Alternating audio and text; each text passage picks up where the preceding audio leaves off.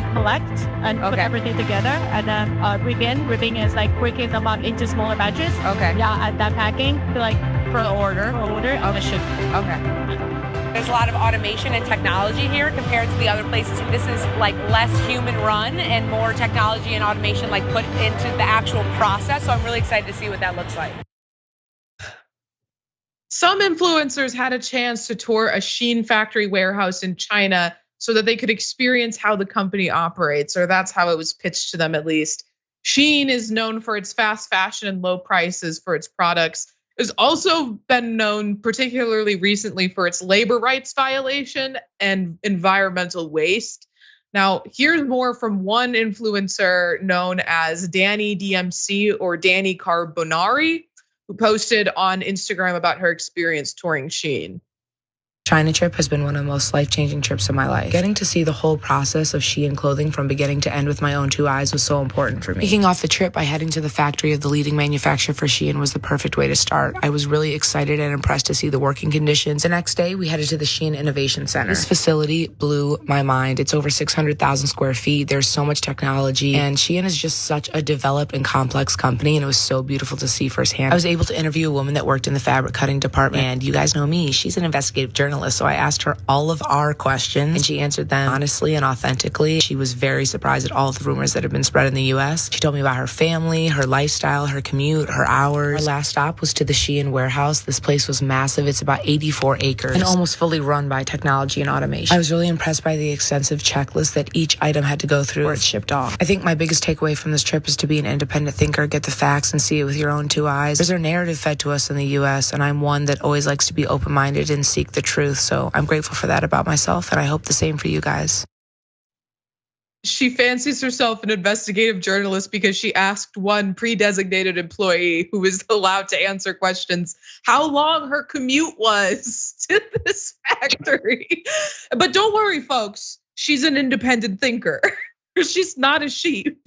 She's going her own way as far as the front factory for Shein. Okay, but we should talk about why this is obviously a really ridiculous narrative, because Shein has a litany of issues in its workplace. CNN reported on this.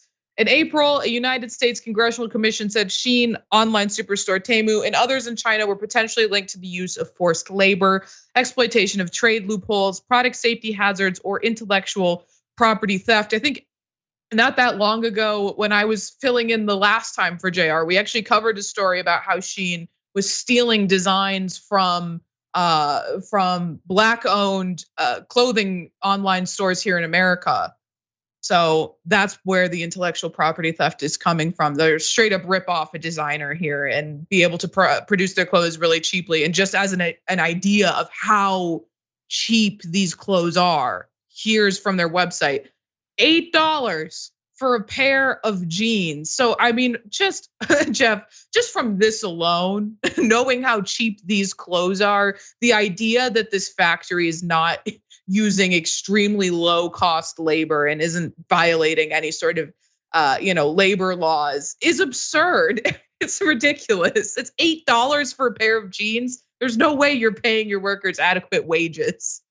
Yeah, jeans should cost more than that. And as a contributor, I should probably give better analysis than that. But that's all that needs to be said. Jeans shouldn't be that cheap. Shouldn't there be like overhead prices? Like, I'm not saying we should spend $300 on jeans. I mean, you can if you want to. There's got to be a good middle ground there, a gray area where, okay, this is a reasonable amount of money for a pair of pants, because $8 is like, whose labor is being exploited for that? And now these influencers know. Right. Now, Shein's apparel is not just low cost retail items, but it also relies on influencers to market their products. Fortune reported on this. And in order to market its low cost goods, the company has relied on influencers. But rather than show off a date night party or office looks as its standard fare for fashion influencers, Shein's strategy has tapped influencers to exhibit their hauls, parading enormous volumes of on-trend clothing that creators purchased for low prices. Now, the backlash towards the influencers was really quick, with many of the criticisms directed at the woman in the video we showed you, Danny DMC's defense of Shein. This one says, literally no one believes this. Yes, Queen, one person commented under Carbonari's video, throwing out your morals for a check is so fetch.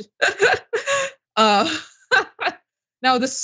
Danny is a self-described confidence activist, or as I might describe it, unemployed. She posted a rebuttal to her critics, doubling down on defending Shein.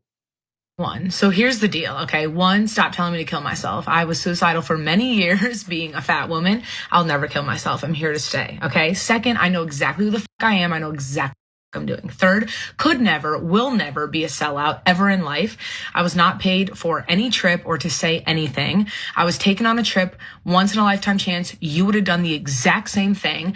I have so much more awareness of what's going on behind the scenes than any of you ever could, because you don't see what's going on. 90% of what's in your closet is made in horrible conditions. So you have no right to say anything. Second, I've seen stuff with my own two eyes. If you think it's propaganda, that's cool. Again, you've never been to China and you've never seen what's going on. Even remove the Shein stuff, just being able to experience China with Chinese people and learning about that culture. So many things I could say, but I'm going to let you guys go, pop your talk your because like I said, I'm not the one. I know who I am. I know exactly what I'm doing. I really love that in her defense there, she literally admits that these clothes are not made in any sustainable way. I'm sorry. Jeff, did she not just say, oh, well, your clothes are bad too, so who gives a crap about Shein's bad practices? Yeah, and we're not going to disagree that 90% of the clothes in my closet, which is full of Nike stuff, yeah, I'm pretty sure that has poor labor practices literally woven into the fabric. However, me and you, Ray, we're not going to do free PR and goodwill for those companies. So if they say, come to this factory, I'm not going to say, oh, all of this stuff that you're showing me publicly in front of my face and hiding behind the background, I trust everything my eyes see, knowing daggone well that in the back, yeah, there are people suffering and being underpaid. Yes, never mind the fact though, that, fast fashion brings about a lot of trash and pollution all around the world. But she knows what's going on better than us because she's actually been to China. Right. And I will say there is a lot in the media, a lot of xenophobic fear mongering about Chinese companies and, Chinese business practices generally. But we know the environmental impact of fast fashion. You can't deny that Shein is a fast fashion company. We've shown demonstrably in the past that they have stolen creators. Particularly, one of their favorite things to do is to steal designs from Black creators in America and be able to mass produce these outfits significantly cheaper than those independent, small business owners here in America ever could afford to, because they have, because they have a lower labor standard there in China. And, the whole thing is really ridiculous. And I think that's really just shown by this parody TikTok about taking a tour at the Triangle Waist factory, because there was something really horrible that happened there. Let's just play the video. I'm a Triangle Shirtwaist ambassador here in New York, getting a closer look behind the scenes at the Triangle Shirtwaist factory here in Greenwich Village. I loved getting to learn about each step of the manufacturing process, as well as actually seeing the working conditions for myself. Like many others, I've heard a lot of misinformation, so I enjoyed seeing it firsthand.